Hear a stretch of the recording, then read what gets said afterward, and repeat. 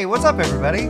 I'm John Miller, and this is How the Hell Did We Get Here? A U.S. history podcast. In the last episode, I discussed in detail the formation of the first political parties in the United States, the Federalists and the Democratic Republicans. I talked about what issues they organized around, why they had such dramatic political differences, and who their respective constituencies were as they gained form and function, the parties, that is. I also talked about how events like the French Revolution served to solidify and exacerbate tensions between the two parties as they seemed to naturally gravitate toward opposite ends of the issues. Finally, I talked about the election of 1796 and how it was the first real presidential election, given that Washington wasn't available as the obvious choice, and how John Adams was able to eke out a narrow Electoral College victory, and I discussed briefly the way that the Electoral College functioned at that time. In this episode, I'm going to discuss the presidency of John Adams, the events that shaped how his presidency proceeded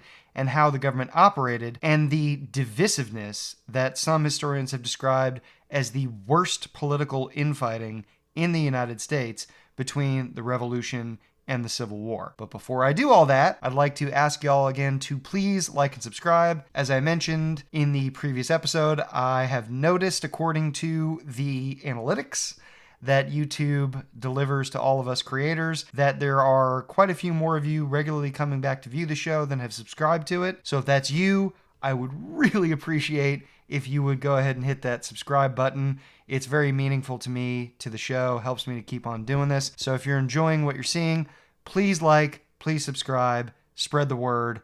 That would be very, very wonderful and excellent of all of you. Thank you. Before I get going into the meat of this episode, I also want to lay out the resources that I've been using, as I do for every episode, and a question for y'all to think about as I go through this information. So first of all, the resources have not changed. I'm using the American Pageant still, which is a widely used AP US history textbook. There's also Give Me Liberty, which is another widely used AP US history textbook. There is the John Adams biography, John Adams by David McCullough. There is the Thomas Jefferson biography, The Art of Power by John Meacham. And finally, there is Empire of Liberty by Gordon S. Wood, which is one of the books in the Oxford History of the United States series, the one in particular that covers this period of the 1780s, 90s, and first couple decades of the 19th century. So the question that you want to think about as I'm going through this, that I think will help y'all to understand the information a little bit better, is what challenges did John Adams face as the president following Washington, and how did the charged political atmosphere of the 1790s and the Quasi-War with France make governing much more difficult than it otherwise would have been? I'll say that one more time. What challenges did John Adams face as president following George Washington, and how did the charged political atmosphere of the 1790s and the Quasi-War with France make governing much more difficult than it otherwise would have been? So think about that as I'm going through this stuff. I think it will be helpful. All right, on to the actual substance of the episode. While Adams had been a key figure during the American Revolution, he was one of the earliest to call for separation and was very adamant about it, even though to demonstrate the fair-mindedness of the colonists and their commitment to the rule of law, he, Adams, actually defended the accused British soldiers during the whole Boston Massacre trial. He stepped up to defend them because he thought it was important to show that the colonists weren't just mindless, partisan, unsophisticated country bumpkins in favor of mob rule. He wanted to show that the British soldiers would get a fair trial, so he defended them. All the while he did that, he had been, before the trial, a supporter of independence and was a vociferous supporter of independence afterward. He's also the guy that enthusiastically recommended George Washington to be commander of the Continental Army. So he had a very big role in the Revolution. He then went to Europe to be an ambassador and to help negotiate a loan from the Netherlands and terms of an alliance with France, along with Benjamin Franklin, and then came home shortly after the Constitution had been written and ratified. So he played a very big role in the revolutionary process, However, he was not a big party animal. I'm not saying that he didn't like to do cake stands or something. I'm saying that he was not, John Adams, a creature of party politics in the same way that Alexander Hamilton, both Washington and Adams' Secretary of State, Timothy Pickering, those guys, they were hardcore Federalists and people that were leaders of the party and very interested in what the party was trying to accomplish, what the general philosophy of the Federalists had been. John Adams wasn't like that. I mean, he definitely had a more Federalist view of things and certainly was someone who was suspicious of mass democracy and put a lot more faith in the old school elites of the ruling class who he and other Federalists thought should kind of run the show after the Constitution was ratified, especially at the federal level. But he was not somebody that lived and died for party politics. He wasn't like Thomas Jefferson or James Madison, kind of a crusader for his cause. He was somebody who had a certain set of beliefs and leaned a particular way, but was not living for the party struggle. And he didn't see guys like Jefferson. I mean, he came to have his serious disagreements with Thomas Jefferson, but he didn't see Jefferson as the mortal threat to the government that Alexander Hamilton and some others did. Adams was an important figure in the Revolution, in diplomatic efforts, in the government. He was the first vice president for all 8 years of Washington's presidency, and he was very respected for his intellect and his integrity. Even the people who didn't like him all that much knew that he was an honest guy, he was a trustworthy guy, he was a patriot, and he was smart. But he had nowhere near, did Adams, the gravitas, the charisma, the national appeal of George Washington. And it was very difficult for Adams, and it would have been very difficult for anybody to step into Washington's place after Washington voluntarily walked away at the end of his second term. Adams' administration would be dominated by three things in particular: partisan battles between Federalists and Democratic Republicans and their vastly different visions of American governance, internal fighting between so-called high Federalists, led by Alexander Hamilton, and the more moderate Federalists like Adams and John Marshall. And lastly, conflict with France that began right at the outset of Adams's presidency and would not be resolved until just before the election results of 1800 were known. So by the time Adams was running for re-election, the final resolution between France and the United States was not worked out. One of the important and fatal, in the eyes of many historians, choices that Adams made as he was coming into office was to maintain Washington's cabinet. Adams did not pick his own cabinet ministers, as pretty much every president has done since then. And it's important because these are the guys, the heads of the departments, the Secretary of State, Secretary of Treasury, Attorney General, Secretary of War, now Defense, etc., that help the president to run the massive, now, federal bureaucracy. It wasn't as big back then, but they were still very important both in terms of helping him to run those administrations, those pieces of the federal bureaucracy, and as advisors. People who were supposed to look out for his best interest and help him, Adams, as the president, accomplish whatever it was he wanted to accomplish with his presidency. But Adams was coming in literally a unique position. No one had ever been in this position before and never would be again, of being the second president of the United States, especially following a guy like Washington. And that made Adams feel as though engaging in any wholesale changes to the way things had been done was inadvisable. He thought it was better for the sake of continuity and for the sake of people having faith in the federal government, particularly at a time when there was all this partisan division that he knew as well as anybody else, that continuity and security and faith in the government and not executing a bunch of changes right off the bat would be best, at least for optics, for the federal government. So Timothy Pickering stayed on as Secretary of State. He would end up becoming one of Adams' biggest antagonists, actually. He was a high Federalist of the First Order and very much in agreement and in cooperation with Alexander Hamilton as Adams was president. There was Oliver Wolcott, who was Secretary of the Treasury, and James McHenry, who was the Secretary of War, then Charles Lee, who was Attorney General. All of these gentlemen had been appointed later on in the second half of Washington's second term as guys like Jefferson and Hamilton retired from their positions as Secretary of Treasury, Secretary of State, and so forth. Democratic Republicans, led by Jefferson, who, if you'll recall from the last episode, was vice president because Jefferson, got the second most votes in the Electoral College. And the way that things worked according to the Constitution before the 12th Amendment was that whoever got the second highest vote tally in the Electoral College would become vice president. So you have this very awkward situation where one of the leaders of the Federalist Party, John Adams, is president, and one of the leaders of the Democratic Republican Party, Thomas Jefferson, is vice president. Some people had this optimistic idea that having one guy from the Federalist side and one guy from the Democratic Republican side would somehow help the two parties bury the hatchet. They'd come together, they'd work together. Adams and Jefferson had been friends for a long time. The more optimistic folks were thinking, maybe this will help to calm down these party divisions that are becoming so rancorous.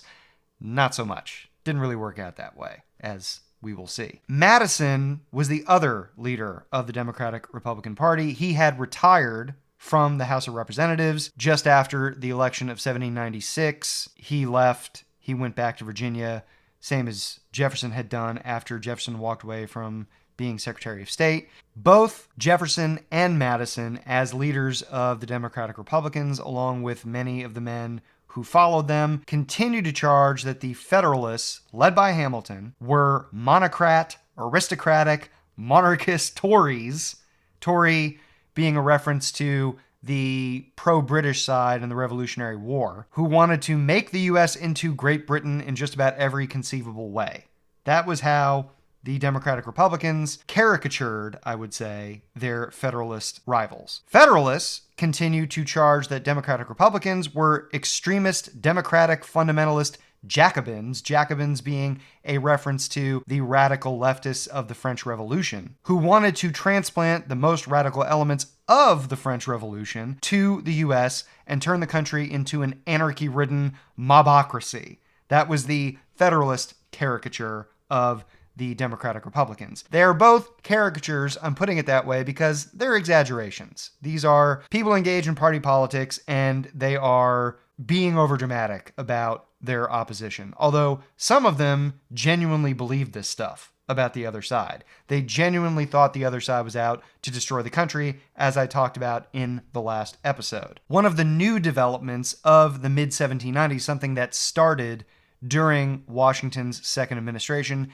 that gained steam and became even more intense during Adams' administration, was that newspapers began to proliferate, become much more common, and were instruments of political advocacy. In the second half of the 1790s, the number and circulation of newspapers more than doubled. And the character of newspapers changed pretty significantly, where somebody like Benjamin Franklin, who ran a couple of newspapers, founded and ran a couple of newspapers in Pennsylvania, his papers have been much more about providing nonpartisan community information, allowing businessmen to advertise their services. People like Franklin had seen being a newspaper guy as another trade, another way to make a living. At this point, these newspapers are political tools.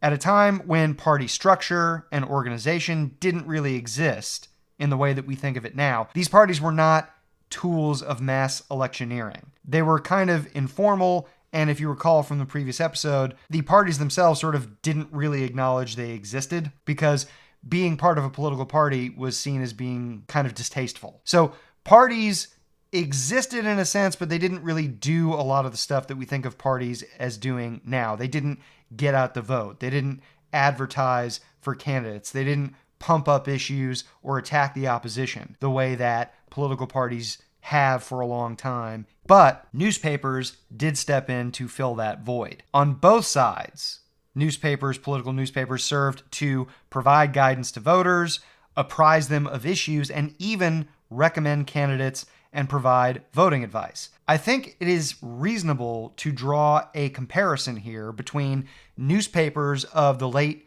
1700s, early 1800s, really through the mid 1800s, newspapers were very much like this. And modern cable news or internet news platforms that are highly partisan. I don't think it is unreasonable. I think it's actually very reasonable to think of political newspapers like the Aurora, which was a Democratic Republican newspaper, or the Gazette of the United States, which was published from 1789 to 1818. I think it's a pretty good comparison to think of the Gazette of the United States, which was a Federalist paper, or the Aurora, which was a Democratic Republican paper, as the Fox News of their time. And what I mean by that, to be very clear, is that they, both the Gazette and the Aurora, were out there to advocate for a particular position. They promoted things that they wanted people to know. They didn't really talk about things that they didn't want people to know. And it was all with the goal of pumping up, promoting their side of the political argument, which is something that Fox News does all the fucking time. Not so much with every other news network out there. It's pretty difficult not to draw that conclusion about Fox if you pay any attention to it and you have a remotely fair mind when you're watching it. I think that's a helpful way to think of what these papers were back in those days. Coincidentally, speaking of Benjamin Franklin, one of the best examples of these newspapers, the Aurora, which I mentioned a few moments ago, was run and founded by Benjamin Franklin's grandson, Benjamin Franklin Bache, or Bach, I'm not sure how it's pronounced. It's Bache, but that was Benjamin Franklin's grandson, and the Aurora was a highly partisan newspaper in favor of Democratic Republicans, which is also kind of an interesting coincidence because Benjamin Franklin was very much a Federalist, I would say. I mean, again, he died in 1790, so before party politics really got off the ground, but he was very much in favor of the new Constitution. I talked about how Franklin kind of begged people at the Constitutional Convention to sign the Constitution because he thought it was the best hope for the country moving forward. So he is someone that I think would have been probably a little more sympathetic to the Federalist side of the political argument, but his grandson was a hardcore Democratic Republican. So that's kind of funny to me because, you know, younger people live to piss off their older relatives, don't they? Isn't that what sons love to do, is just piss off dad or granddad however they can with their opinions and their political ideas? The Aurora, run by Benjamin Franklin Bache, actually did praise Adams shortly after his election as an intelligent guy, as a guy of integrity, but that didn't last very long. Many editors of Republican newspapers, unlike Bache, were recent immigrants. And recent immigrants tended to lean very heavily Democratic Republican, mostly because they were a lot more enthusiastic, were recent immigrants, about greater democracy. And that was a cornerstone of the Democratic Republican Party's politics. That the old elite that had kind of run things, the old elite that the Federalists very much believed in, that old elite needed to go away. The notion of a dispassionate, disinterested group of elites who would run things with the best interest of everybody in mind and would be able to ignore their own thoughts and considerations and what they wanted from the government as they governed became more and more absurd in the minds of many Americans.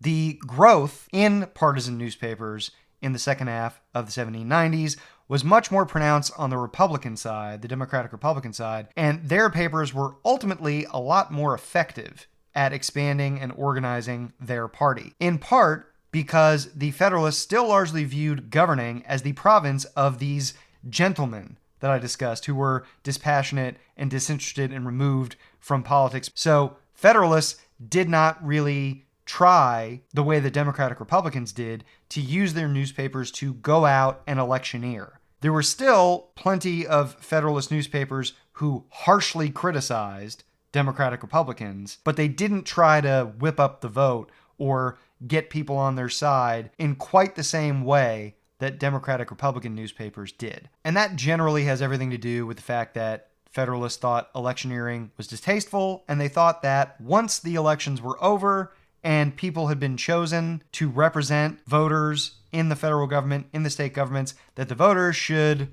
kind of fuck off.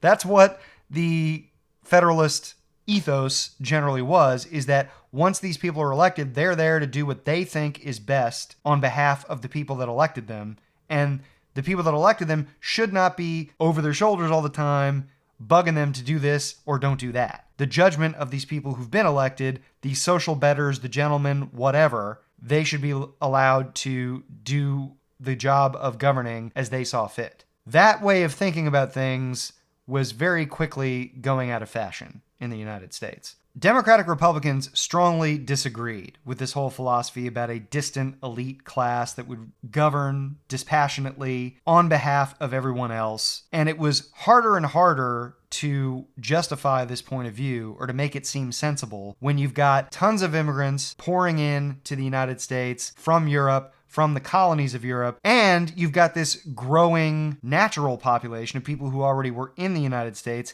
having lots of babies, expanding westward, taking on new farmland, and wanting their say in the political process. There are a lot more of them than had been the case in the Revolutionary period. A lot more of these common or middling folk, as the upper classes, the Federalist minority, like to refer to them. The Democratic-Republican Party's messaging on direct political influence of the people over the government and the absurdity of this whole disinterested elite idea hit home for the masses in America. It was a much more appealing and understandable message than what the Federalists were selling to a lot of voters. So there are already all of these ways in which Americans from both parties, whether you're just talking about voters who are more sympathetic to one party or another, or whether you're talking about leaders of the parties, are divided. They don't agree on interpretation of the Constitution. They don't agree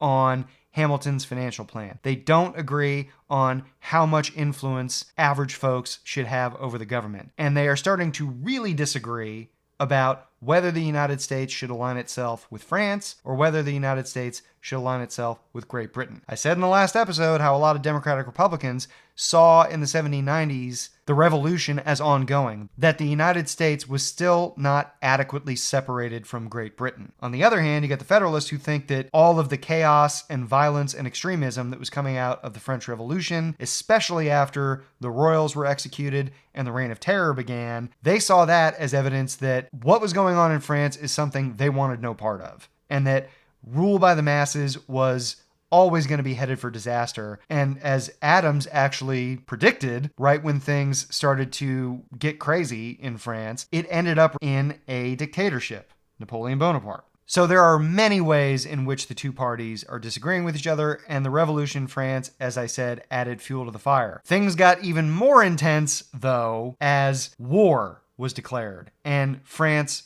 went after Britain, declared war on Britain. The Jay Treaty had convinced many in France that the United States was in or on the verge of an alliance with Britain. As soon as word of the treaty reached France, the French military immediately began seizing American ships, confiscating their cargoes, and abusing American sailors, because they, in France, thought that it was just a matter of time, or at least some of them did, before the United States ended up supplying Britain with war materials. Shortly after Adams' inauguration, word reached the president that the Directory, the five-man dictatorship now in charge of France, refused to receive General Charles Cotesworth Pinckney from South Carolina as minister to France. The French also seized more American ships, this time in the Caribbean.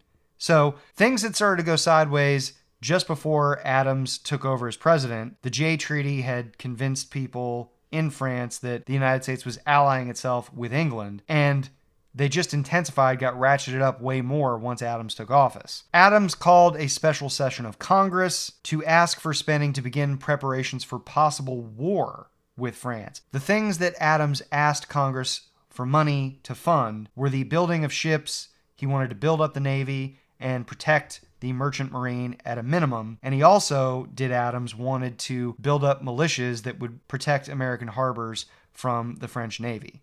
All of this is taking place by May of 1797. So Adams hasn't even been president for like 3 months as all of this stuff is going on. Adams doesn't have a lot of time to think all of this through, but he does decide pretty quickly that he wants to put together a 3-man peace commission of Cotesworth Pinckney, who'd already been rejected, John Marshall, who's a Federalist and going to be a staunch ally of John Adams now and in the future, and Elbridge Gerry, to try to negotiate peace with the French. That was something, to be clear, that Adams desperately wanted. He did not want to go to war, and most of the Federalists felt that way in early 1797. They were not beating the war drum. Jefferson, as his vice president, was actually actively undermining Adams as this was going on. Jefferson, was advising French diplomats in the United States to delay negotiations with this commission that Adams was sending, because Jefferson kind of banked on the idea that France was going to invade England, and then when that happened, this would all be solved. There wouldn't have to be this contest between, do we have more of an alliance with Britain or more of an alliance with France, because when France invaded Britain and took it over, there wouldn't be much of a contest. France had already taken over, either directly or indirectly, a lot of Europe. They'd made a lot of Europe into puppet governments at this point. So Jefferson and others reasoned that it wasn't going to be that hard for the French to do it to England as well. When the three commissioners, Gerry, Marshall, and Cotesworth Pinckney, arrived in France in October of 1797, three agents of French Foreign Minister at the time, Charles Maurice de Talleyrand, demanded that they, the commission, apologize for Adams' special session speech, the one in May of 1797, where he asked Congress to prepare potentially for conflict with France. They insisted on a loan of $10 million,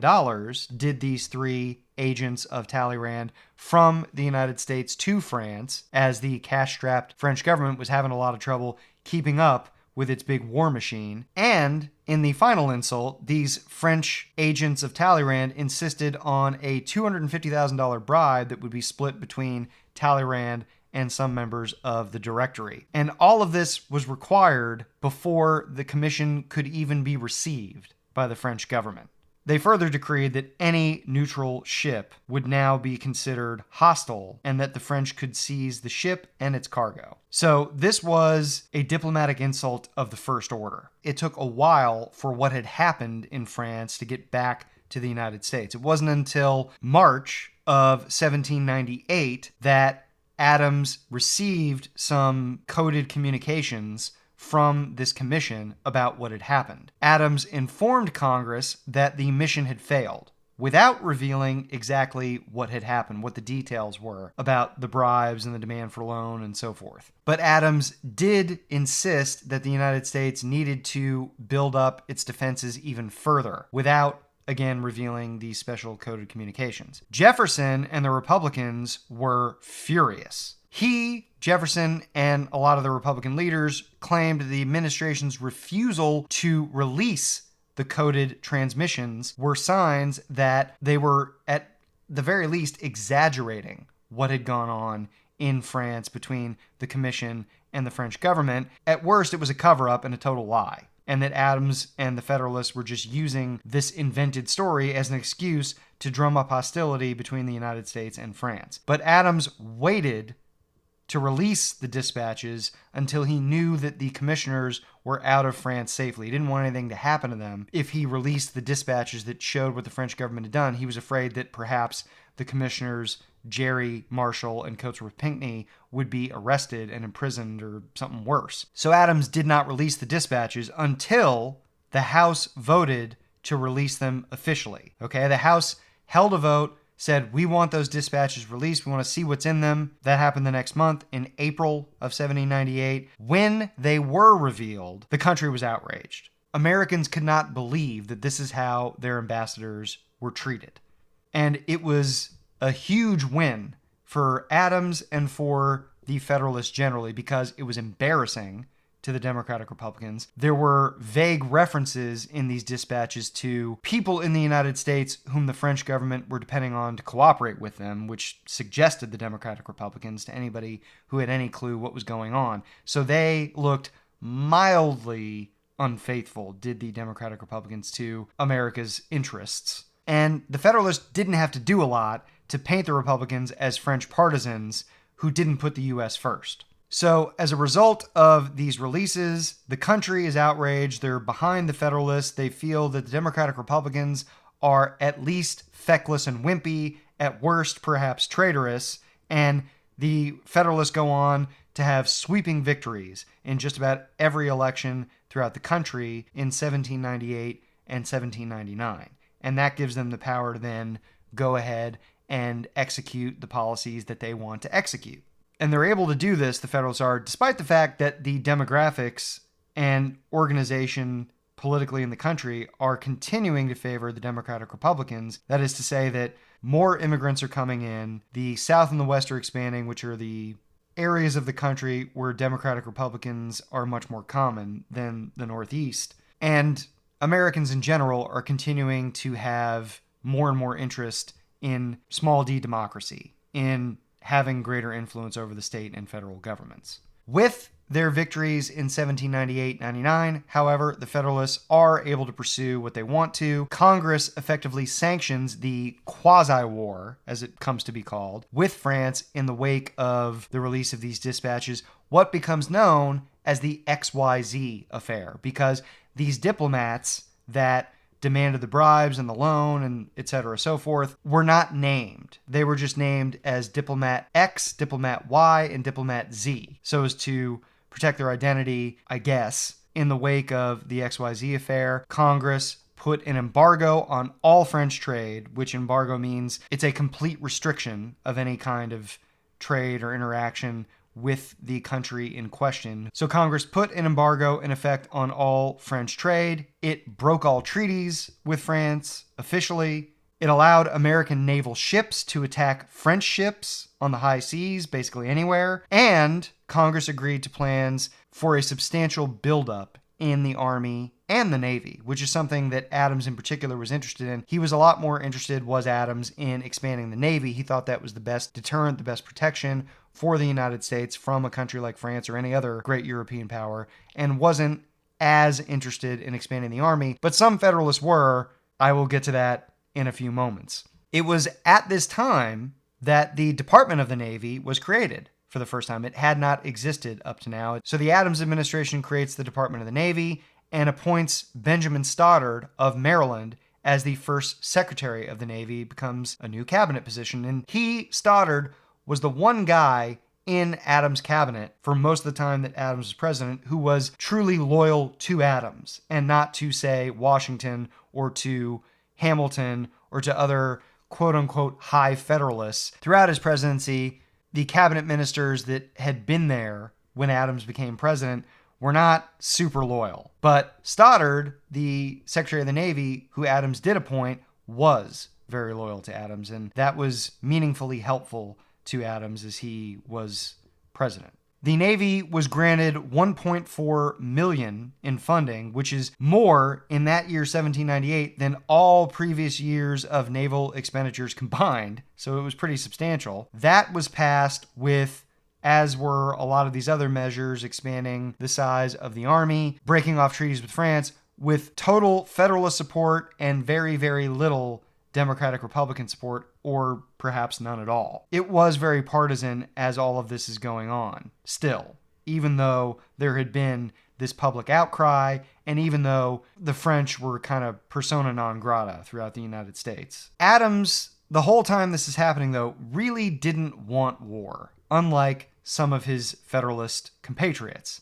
He didn't think the country was in any position to fight a war like this with France, that the United States was just getting up on its feet and couldn't afford an uncertain venture like this against a great European power. And France was like the great European power at this time. So Adams wanted peace, despite the fact that many members of his own party did not. He had to contend with that. He had to contend with the, I would call it, paranoid Democratic Republicans who were convinced that England was in league with every Federalist, including John Adams, and that they were plotting some kind of takeover or metamorphosis of the United States to be like another United Kingdom. And the Democratic Republicans were afraid that the Federalists were trying to augment their power by building up a military force that could intimidate their rivals. and would assist significantly in expanding executive authority, which was the surest way to create a monarch or something like it with the kind of power that would ensure continued Federalist dominance. So I think you can see that as bad as tensions were leading up to 1798, the Quasi-War ratcheted things up way more. There were all kinds of representations of the hardcore animosities that people of different philosophies were feeling toward one another. There were brawls in the streets between pro and anti-French factions, and there was even a fight on the floor of Congress, if you can believe it. Yeah, that's right, that Congress. What happened was that a Democratic-Republican congressman from Vermont, Matthew Lyon, and a Federalist congressman from Connecticut, Roger Griswold, got into it with each other, in part because of these issues, but there was other stuff brewing. My understanding of what happened is that Griswold was walking by Lyon on the floor of Congress. He said something to Lyon about if Lyon ever came to Connecticut, Lyon better take his wooden sword with him. That was a reference to the fact that Lyon had been court-martialed, I think, for cowardice during the Revolutionary War, and part of the punishment for that was that you had to carry a wooden sword. Lyon, when he heard Griswold say this, spat in his face. If you can believe that. He spat in this guy's face. That's fucking crazy. If you think of a grown-ass man spitting in another man's face, I mean, they were both at least in their 40s or 50s at this point. And for one man to spit in another man's face is crazy. I mean, like, it is the kind of thing that if somebody did that to me, I think it would be very difficult for me not to want to punch the guy. There'd have to be something that would stop me from doing it. At any rate, nothing happened immediately. There was a push to have Lyon expelled from Congress. It failed for partisan reasons. Every Democratic Republican basically backed him up, and so he was not expelled. Fast forward a couple weeks later, Lyon walks into Congress, and Griswold, the guy he spat on, attacks him with a cane, starts swinging at him, beating him up. Lyon goes to the fireplace, grabs a pair of fireplace tongs, and they start like crossing cane and tongs and going at each other. It eventually graduates or devolves, I guess you would probably say, into the two of them wrestling on the House floor as other members of Congress are pointing and laughing and cheering them on. That kind of tells you how divided people in the country were at this time. That two grown men, members of Congress, could come to a wrestling, fighting, and kicking and beating each other with things match on the floor of Congress. Could you imagine if something like that happened now? I mean, I don't think you would see anything else on the news for like a solid week, even in this era. That's the state that things were in at this time. There were fears over a French invasion and civil war that I think were pretty legitimate because the French had a big navy. They had taken over much of Europe, as I'd already mentioned, and a lot of Federalists and even some Democratic Republicans were a little bit worried about what the French might do now that things had gotten openly hostile between the United States and France. And the Civil War piece of it is Federalists were concerned in particular about French agents communicating to all of these French immigrants who were in the country and even a lot of Irish immigrants who were fleeing the disorder of the French Revolution environment. There'd been a crackdown in Britain, and a lot of people who criticized the British government anyway had been forced to leave. And a lot of them were probably pretty sympathetic to the revolutionaries in France. So there was all of this concern that some kind of civil war involving a lot of these immigrants might flare up. Given that environment, and given the fact that there were these constant attacks by Democratic Republican newspapers against Federalists, there was a sense among quite a few folks in the national government, the federal government, and in the state and local governments that all of this criticism coming from the press was delegitimizing the authority of those in government in the eyes of a lot of Americans. And so a lot of Americans would not have much of any kind of opposition to rising up in violent resistance against those authorities. So all of this stuff combines the Quasi-War with France, the revolutionary activity in Europe, and its echoes in the United States, all of the immigrants that had come from places outside of the United States, especially those associated with these revolutionary activities, and this hyped up political atmosphere brought about in part by these partisan newspapers, all of this combined to make members of Congress and Adams feel like they had to do something to deal with these problems. And what they did has marred the image of the Federalist Party historically through the generations. Because it's something that, looking at it from especially our modern perspective now, it's pretty difficult to justify what they did in response to these perceived threats. So collectively, the actions that the Federalists took are called the Alien and Sedition Acts, and it's comprised of several pieces of legislation. The first of which is the Naturalization Act of 1798 that went into effect in June of 1798. It required 14 years residence, up from 5. So that's a pretty significant increase for an alien to apply for citizenship. And they use this word alien. I'm going to use it over and over again. I know some people find it to be offensive, but I'm going to use the language they use. So forgive me if you don't like hearing that word, if it has bad associations for you, but I'm just going to put it the way that they put it in writing. So the Naturalization Act meant that you had to live in the United States for 14 years as an immigrant, as opposed to 5 before you could apply for citizenship. It required all aliens to register with a district court or agent appointed by the president within 48 hours of arriving in the United States, and it forbade aliens who were citizens of a country with which the U.S. was at war from becoming a citizen. So that meant that anybody who came in from France at this time could not apply for citizenship once the act went into effect. It did not last very long. It was overturned by the Naturalization Act of 1802 because a lot of Democratic Republicans, Jefferson chief among them, didn't appreciate what this was trying to do. There's also the Alien Enemies Act, which passed in 1798, still on the books, by the way.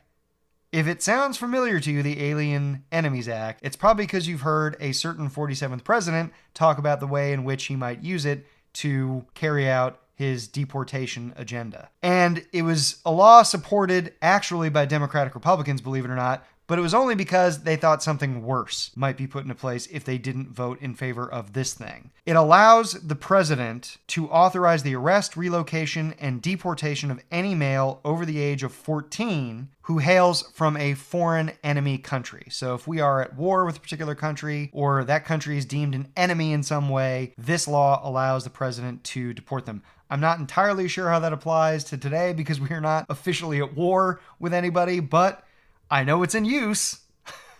I've read plenty about it, so I know it's being used. Then, and most ignominiously, in the view of Thomas Jefferson and other Democratic Republicans, there was the Alien Friends Act of 1798, which Jefferson labeled specifically, quote, a most detestable thing worthy of the 8th or 9th century, unquote. It gave the president the power to expel, without a hearing, or without even giving a reason, any alien the president judged dangerous to the peace and safety of the United States.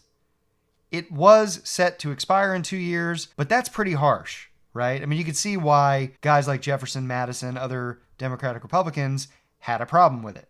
Of course, immigrants were only one piece of what the Federalists were concerned about as the Quasi-War with France went on. Probably even more concerning for them, especially given how much I've talked about it and how much influence it had in the country, was the partisan press.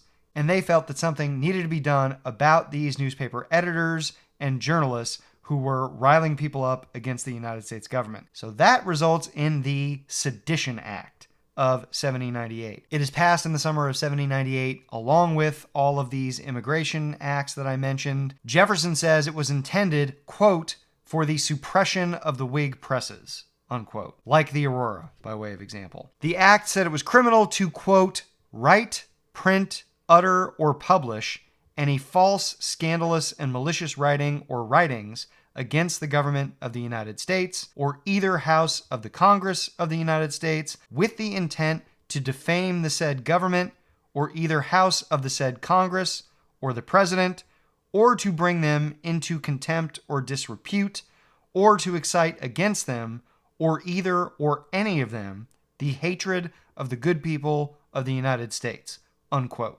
So if you're saying to yourself, doesn't that sound like it violates the First Amendment? Doesn't it sound like the freedom of the press and freedom of speech are protected, and that this is trying to take those things away? Yes, you are correct. That's why this is such a big stain on the Federalist Party. And as much as I sympathize with a guy like John Adams and admire a guy like John Adams and even Hamilton, who I've said in the past, and I will get into in more detail before, is a guy that I have a little more appreciation for than Thomas Jefferson. This is pretty hard to explain away and to excuse. Jefferson and Madison did not hesitate to counter this. They saw it as the danger that it was. Jefferson was prepared to really go to the mattresses. And he did some things in attacking the Sedition Act in particular that lingered in a way that I'm not sure that he would be happy about. What I'm referencing is one of the reasons that I'm not a super big fan of Jefferson's. But let me get to what they said. Jefferson and Madison counter with the Virginia and Kentucky resolutions. These are resolves put forward by the state legislatures of Virginia and of Kentucky. And they declare, do these resolutions in varying language, the Sedition Act to be unconstitutional. And they also say that, according to the compact theory of government, the idea that governments are formed by people who come together to create these governments, and that the consent of the people, the bodies who create these governments, is needed in order to make the governments legitimate. The states existed before the Constitution, and they could therefore choose to nullify the laws that violated the Constitution in the view of these states. Now, Jefferson and Madison had very different views about this. And if you get into the details of the Virginia versus the Kentucky resolutions, the Virginia resolution, that's Madison. The Kentucky resolution, that's Jefferson, although they did not put their names to either of those things. Jefferson was the one who really pushed this idea of nullification by the states. Madison didn't. Madison, in fact, pushed back against what Jefferson was saying about the states' ability to nullify the laws. Madison said it was the people of the United States who were ultimately sovereign over the government, not the states. Madison disagreed with the idea that states could nullify federal laws. It's a little more complicated than that, but that's essentially what Madison thought. There has been lately a lot of people who push this notion of states' rights, that the states pre-existed, and it often comes from a cursory and frankly piss-poor understanding of what these resolutions were and what Jefferson and Madison were trying to say. First of all, they're not on the same fucking page. Okay? So anyone who tries to say that Jefferson was all about renouncing the ability of the federal government to have sovereignty over the states, that is way overselling it. Okay? Based on this one thing. Now, Jefferson was feeling very, very, very distressed about what the Federalists were doing, about the various immigration acts like the Alien Act, the Alien Friends Act, and so forth, and definitely about the Sedition Act. He was concerned that a monarchy was forming, and in his distress, he did talk about secession, although never by violent means, to be clear. He did talk about secession and about the state's ability to nullify laws, which very unfortunately was later used to justify states seceding over slavery, and led pretty directly to the Civil War. And I'm not sure that's something that Jefferson would be proud of if he knew that that was coming. But in the more modern era, you have, frankly, right-wing ideologues who like to use this shit as some kind of slam dunk that the federal government doesn't have authority over the states. Somehow the states are sovereign over the federal government. And first of all, it's one instance of Jefferson writing this stuff. Secondly, he wasn't even at the Constitutional Convention and wasn't somebody who voted on ratification of the Constitution anyway. And thirdly, Madison disagreed with him, who was the father of the Constitution. He did not buy into this notion of nullification. If you can tell, I'm a little fired up, and I'm really seriously irritated and annoyed by people who want to twist things and cherry pick pieces of history to make some fucked up case for something that has no historical resonance, has no historical legitimacy, because they believe it and they want to try to push their ideology based on something that's taken out of context. People do that shit all the time, and I have no fucking patience for it. Anyway, the Virginia and Kentucky resolutions do represent the degree to which a lot of people were disturbed by what the Federalists had done with the Sedition Act, and there was some resistance. I should say that no aliens, no immigrants, were actually ever deported during this period. There was one, I think, kind of funny. I mean, it's funny from a distance. It probably wasn't very funny for this poor guy, but it's funny kind of reading it and the comments and stuff that ensued. I'll let you be the judge. This guy, I'm going to butcher his name, I'm sure. It's Mederic, Mederic, it's French. Louis-Élie Moreau de Saint-Marie about as French a name as there's going to be, who is a refugee from the Reign of Terror. I don't know if he was one of the upper class guys that got out right away or what exactly his deal was. The Reign of Terror ended up going after a lot of people of all classes, but he fled France during the Reign of Terror, 1793-94, and was in the United States, in Philadelphia in particular, started a bookstore, was apparently an upstanding citizen and all the rest. But Timothy Pickering, the Secretary of State, who was very suspicious of immigrants in general, he was one of those high Federalists, was all on board with all this stuff that the Adams administration was doing, not apologetic at all, and very much an associate and ally of Hamilton's more than Adams. Pickering put this guy on a watch list. Marie, I'm going to say. Ultimately, he was made aware, was Marie, that he was on this watch list. And when he inquired why he was on this watch list, Adams' reply to him was as follows, quote, "Nothing in particular, but he's too French." I just found that very funny, to say that your justification is like, I don't really have a problem with you. You're just too French. You're just too much of a Frenchie. We got to put you on the list. Sorry, man. Be less French. I think that's funny. Anyway, no immigrants were deported. However, 14 people were indicted under the Sedition Act. And all of these were, as I understand it, Republican journalists or editors. I think. I'm not absolutely positive about that, but I think that that's the case. 10 were convicted and punished in some way, either with prison time or with a fine or with a combination of the two. I think the fines were $2,000 at the most, which is not nothing back in those days. That's a lot of money. And the prison time, I think, could be up to 3 years. And prisons back then, bad fucking news. You wouldn't want to have been to a prison back then. But there were some real consequences for some people because of the Sedition Act, not so much because of the Alien Acts. Because Congress was concerned about a possible French invasion, it levied the first ever direct federal taxes on Americans to finance the growth of the Navy, the growth of the Army. These taxes were on land, houses, and slaves. They were approved by Congress. It is the first direct tax. I know I talked about the excise tax before. That's not really considered a direct tax because it doesn't affect everybody. This is something that is more universal. Pretty much everybody is going to pay some kind of tax on land, on houses, or on slaves. And Republicans objected to these taxes, but the Federalists outvoted them, and the new army of 12,000 men was commissioned. Washington was commissioned as, quote, Lieutenant General and Commander-in-Chief of all the armies raised or to be raised for the service of the United States. That was his title, even though he was in retirement. Hamilton was sort of shoehorned in there pretty much against the will of John Adams. There was nothing he could do to stop that from happening, but Hamilton was shoehorned in there as second in command, as Major General to George Washington. And that was something Hamilton really pushed for. He wanted to be a big military commander. From what I've read, he was above all probably most interested in achieving military glory.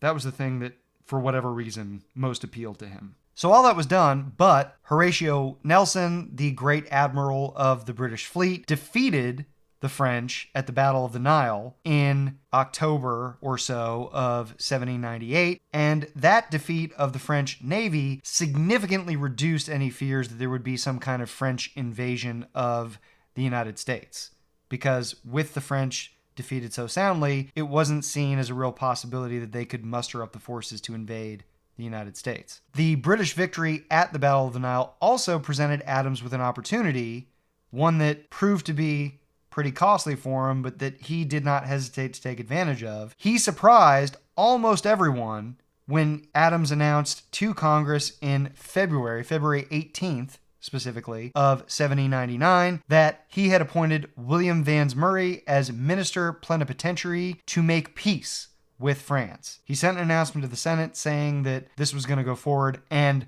everybody was stunned.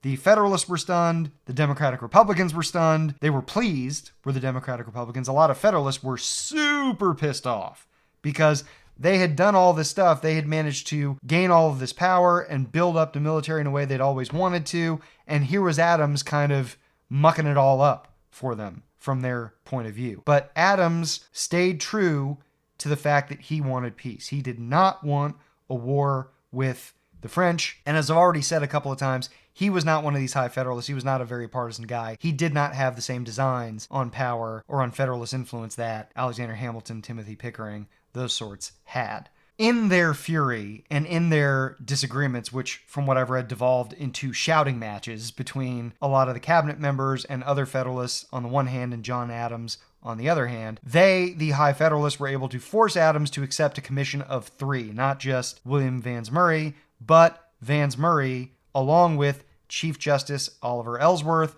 and North Carolina Governor William Davie or Davie, I'm not sure, it's Davie. And the Federalists got him, the High Federalists got Adams to delay sending the Peace Commission until the Federalists and the American government in general had assurances from Foreign Minister Talleyrand that the commission would be received, that there wouldn't be a rerun of the XYZ affair. So there was a significant delay, but Adams was able to send the commission in November of 1799, so 8 months after he'd initially planned to, but off they finally went. And the committee eventually did work out a peace agreement with Napoleon, who by that time had seized power in a coup attempt and was in charge. The Directory was no longer a thing. They signed the Convention of Mortefontaine. I don't know if I'm saying that right. It brought the Quasi-War officially to an end and suspended the Franco-American Treaty of 1778, the one that had initially been signed during the Revolutionary War between the French government under Louis XVI and the Continental Congress at the time. So things have been all patched up. The way Napoleon put it is that this was just a family fight between otherwise friendly sides, otherwise friendly countries. It cost Adams pretty seriously. It didn't look great for him to get reelected, but this was kind of the nail in his electoral coffin because he alienated a lot of the people in his own party whose support he would have needed to be reelected. Adams wasn't all that interested. He certainly would have rather won than lost, but he didn't love being president. He liked the respect, he liked the authority. He did enjoy the period when it was announced that the XYZ affair had taken place and he'd stood up for American respect and American sovereignty and was not going to let the French disrespect the United States. He got a lot of positive letters that he spent a lot of time answering, apparently. Really enjoyed that aspect of it. But generally speaking, he was not a gifted politician in the way that Alexander Hamilton was and the way that Thomas Jefferson was. Didn't enjoy all of the maneuvering and stuff that those guys like to do. Just wasn't a great fit for the job in a lot of ways. But he stood up for his principles and made sure that there wasn't going to be a war that was avoidable that he thought would really damage the United States. So that's it. Thanks very much for listening. As always, I appreciate it. Again, please like and subscribe if you have not already done so. Recommend the show to anybody you know who you think might be interested. That would be awesome. You can contact me directly at howthehelldiwegetherepod@gmail.com, or you can leave me a text or voicemail at area code 951-525-5536. Thanks very much. Take care, and I will see y'all